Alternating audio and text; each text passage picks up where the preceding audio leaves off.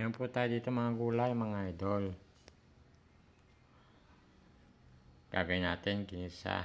Yung pinakabet niya may bagoong.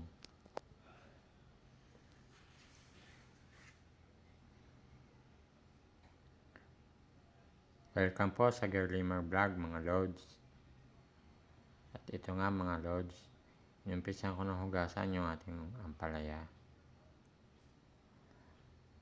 Pagkatapos natin hugasan ay atin ang ginayat. Tatanggalin natin yung mga buto.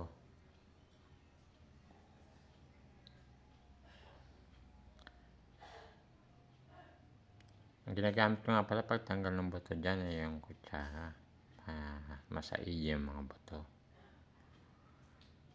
Pagkatapos nga pala natin gawin yung ampalaya, isusunod naman natin yung kalabasa. Ganun din yung gagawin natin, hugasan lang mabuti.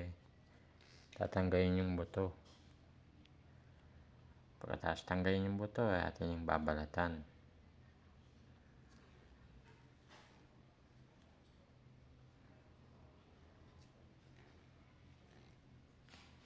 Pagkatapos natin ng kalabasa, isunod naman natin yung sitaw. Ganyan din ang ginawa natin, ating hinugasan, tapos pinutol-putol na ng maigsi.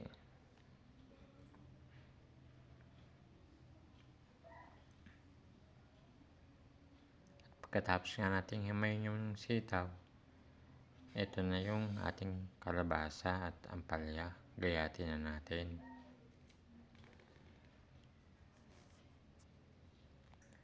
Mayroon din tayo ditong sibuyas at kamatis.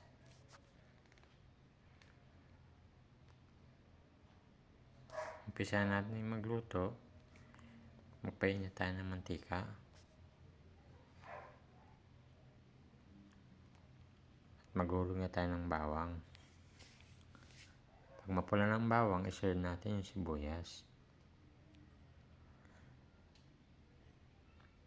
Sumunod natin yung kamatis para diretso gisado na.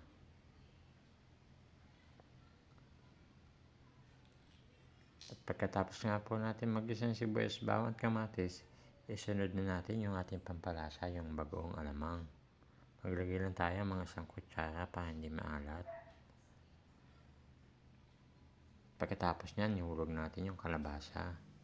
Kailangan unahin natin yung kalabasa dahil matigas ang pagkagulay niya. Konting halo-halo lang para mag-isa mabuti.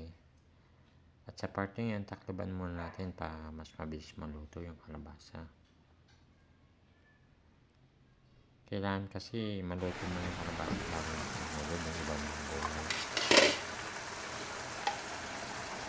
Ayan, pwede natin ilagay yung sitaw.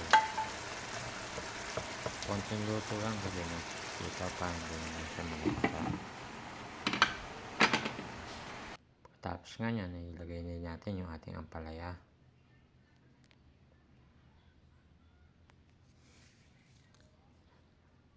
Ang tamang pagluluto sa ampalaya, huwag nyo nga haluin. Tsaka huwag lulutuin mabuti para hindi mapait.